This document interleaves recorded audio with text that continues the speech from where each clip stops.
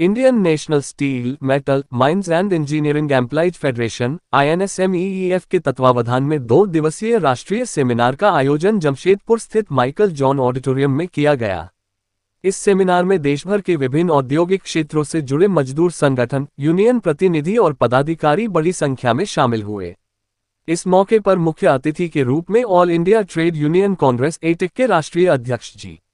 सब्जीवा रेड्डी उपस्थित रहे। उन्होंने अपने संबोधन में मजदूरों की समस्याओं पर गंभीर चिंता जताते हुए कहा कि वर्तमान समय में औद्योगिक क्षेत्रों में काम करने वाले श्रमिकों को कई चुनौतियों का सामना करना पड़ रहा है, जिनमें न्यूनतम मजदूरी, सामाजिक सुरक्षा, कार्यस्थल पर सुरक्षा मानकों की कमी और महंगाई का दबाव प्रमुख है।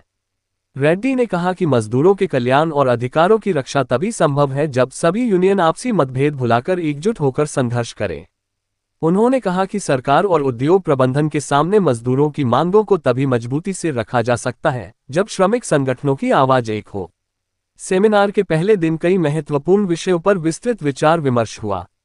मजदूरों की न्यूनतम मजदूरी और महंगाई भत्ता बढ़ाने की आवश्यकता, नई श्रम संहिता, लेबर कोड और उसका श्रमिकों पर पड़ने वाला असर, निजीकरण और कॉर्पोरेटाइजेशन के कारण सार्वजनिक क्षेत्र (PSUs) के कर्मचारियों की नौकरी पर खतरा, कार्यस्थल पर सुरक्षा और स्वास्थ्य सुविधाएं सुनिश्चित करने की जरूरत, महिला मजदूरों की सुरक्षा और समान अवसर।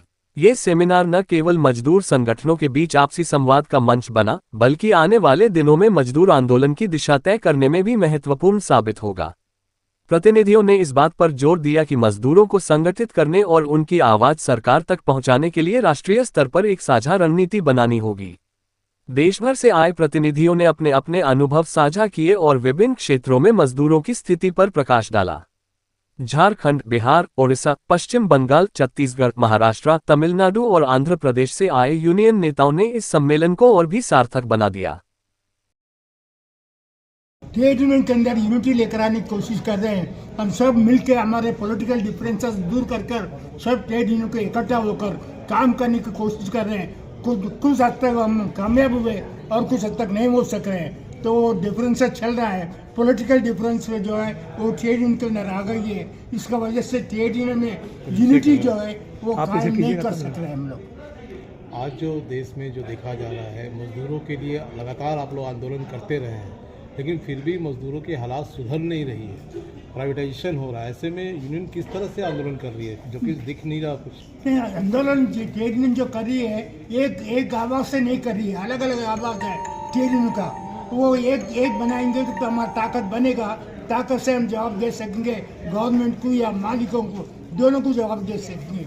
यूनिटी नहीं है ट्रेड यूनियन में, यूनिटी नहीं रहने की वजह से हम लोगों का हमारी ताकत जो है कमजोर हो रही है। वो ताकत को बनाने के लिए कोशिश कर रहे हैं कि ट्रेड में यूनिटी लेकर आए, एकता लेकर आए, ताकि हम लोग जो है मालिक से, गवर्नमेंट से लड़ सके और हमारे डिमांड के लिए, मांग के लिए जो मजदूरों के एक्सप्लॉयटेशन हो रहा कॉन्ट्रैक्ट लेबर के नाम पर, उनको बंद करने के लिए हम सब मिलकर लड़ने के लिए कोशिश कर रहे हैं। समान वेतन समान काम की बात हमेशा से होती रही है, लेकिन अमल नहीं हो पा रहा, क्यों? नहीं होगा, नहीं होगा भी। इस देश में जो है कॉन्ट्रैक्ट वर्कर को जो है यानी स्टारवेशन में आधा पेट खा के वो काम कर रहा है, और परमानेंट वर्कर को जो तनख्वाह मिल रहा है उससे मुनाफे से कोई संबंध नहीं है, उसको भी कम मिल रहा है। ताकि कंपनी जैसे कमा रही है उस तरह परमानेंट वर्कर को, कॉन्ट्रैक्ट वर्कर को, उसको आमदनी बढ़ना, तनख्वाह बढ़ना चाहिए, पगार बढ़ना चाहिए, ताकि वो जिंदगी गुजार सके, अच्छे ढंग से 2 टाइम खाना खा सके, ऐसी पगार उसको मिलना चाहिए। इसके लिए हम कोशिश कर रहे हैं। एक बहुत बड़ी चुनौती अभी सामने आ रही है, AI जो नया एक हद तक जो है मॉडर्नाइजेशन हम रोक नहीं सकते। आज जो है नया ऑटोमेटिक मशीन लेकर आने में रोक नहीं सकते। अगर रोक दिए तो नया कंपनी ऑटोमेटिक मशीन से नया कंपनी आएगा, इसको बंद करा देगा, उसका माल बेचेगा बाजार में सस्ते दाम पे।